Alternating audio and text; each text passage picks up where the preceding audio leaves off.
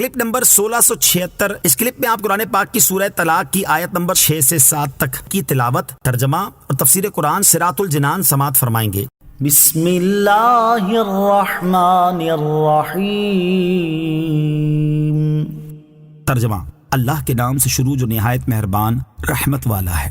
اسکنوہن من حیث سکنتم من وجدکم ولا تضاروہن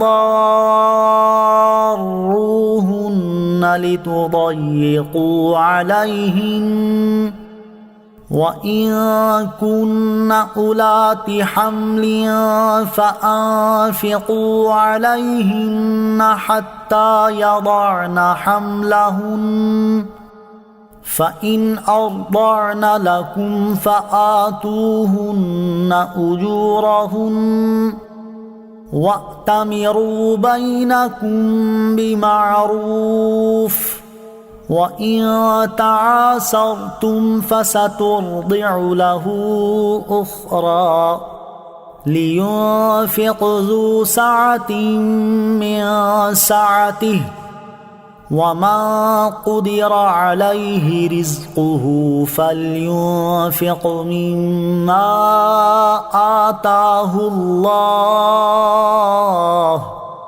لا يكلف اللہ نفسا الا ما آتاها سيجعل اللہ بعد عسر یسرا۔ ترجمہ، عورتوں کو وہاں رکھو جہاں خود رہتے ہو، اپنی گنجائش کے مطابق، اور انہیں تکلیف نہ دو کہ ان پر تنگی کرو، اور اگر وہ حمل والیاں ہوں تو ان پر خرچ کرتے رہو یہاں تک کہ وہ بچہ جن دیں۔ پھر اگر وہ تمہارے لیے بچے کو دودھ پلائیں تو انہیں ان کی اجرت دو، اور آپس میں اچھے طریقے سے مشورہ کر لو، اور اگر تم آپس میں دشواری سمجھو تو ان قریب اسے کوئی دوسری عورت دودھ پلا دے گی۔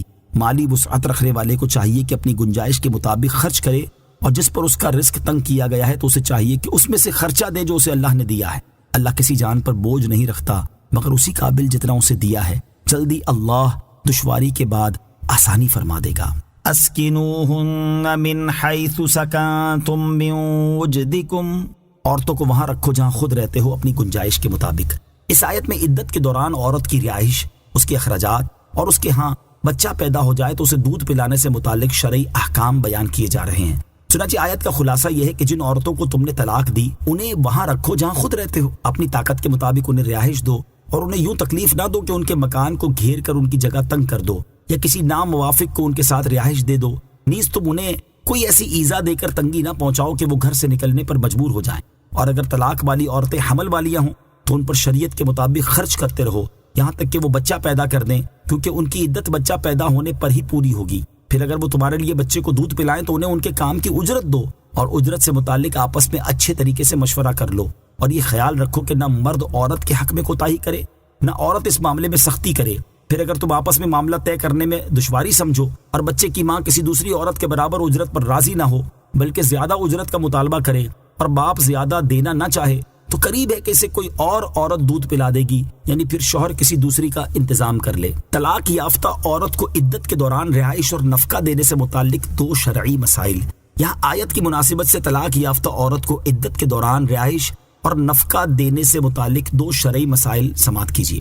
نمبر 1، طلاق دی ہوئی عورت کو عدت پوری ہونے تک رہنے کے لیے اپنی حیثیت کے مطابق مکان دینا شوہر پر واجب ہے، اور عدت کے زمانے میں نفقہ یعنی اخراجات دینا بھی واجب ہے۔ نمبر 2، نفقہ جیسے حاملہ عورت کو دینا واجب ہے ایسے ہی غیر حاملہ کو بھی دینا واجب ہے، خواہ اسے طلاق رجعی دی ہو یا بائن۔ بچے کو دودھ پلانے سے متعلق شرعی مسائل۔ آیت کی مناسبت سے بچے کو دودھ پلانے سے متعلق 4 شرعی احکام سماعت کیجیے۔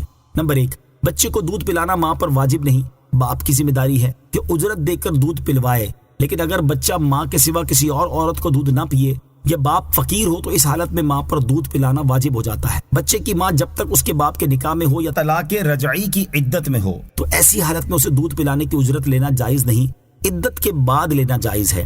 نمبر 2، کسی عورت کو معین اجرت پر دودھ پلانے کے لیے مقرر کرنا جائز ہے۔ نمبر 3، اجرت پر دودھ پلانے کے لیے غیر عورت کی بنسبت ماں زیادہ مستحق ہے۔ نمبر 4، اگر ماں زیادہ اجرت طلب کرے تو پھر غیر عورت کو مقرر کرنے میں اصلاً کوئی حرج نہیں۔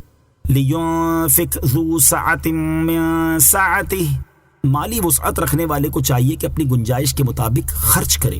یعنی مالی وسعت رکھنے والا اپنی گنجائش کے مطابق اور تنگ دستی میں مبتلا شخص اپنی حیثیت کے مطابق طلاق والی اور دودھ پلانے والی عورتوں کو خرچہ دے، کیونکہ اللہ تعالیٰ ہر جان پر اسی قابل بوجھ رکھتا ہے جتنا اسے رزق دیا ہے، اور تنگ دست آدمی خرچ کرنے سے ڈرے نہیں، جلد ہی اللہ تعالیٰ معاش کی تنگی کے بعد اسے آسانی عطا فرما